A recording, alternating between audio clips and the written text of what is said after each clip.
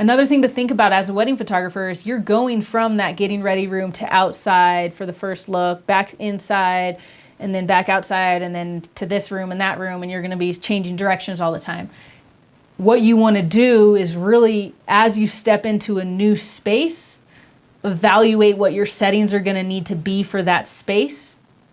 Make your decision for your ISO. Hey, if I shoot at ISO 600, I'm pretty sure that no matter which direction I face, my shutter speed won't ever get too slow.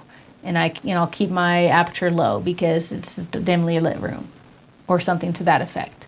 So when you walk into a new space, set your settings so that you're prepared for working in that room and not having to think about it as much.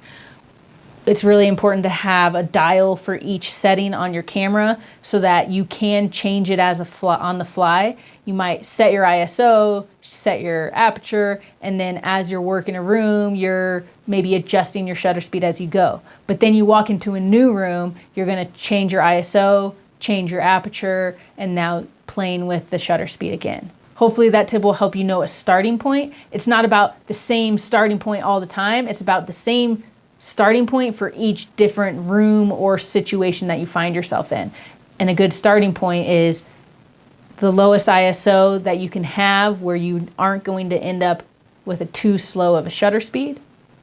And then your shutter speed is, as high as it can be, as long as your photos aren't going to be exposed improperly. And then your aperture might be based on what type of image you're trying to create, whether you want that shallow or wider depth of field, or if you're limited by that low light condition, then you might be just focused on that low f-stop number.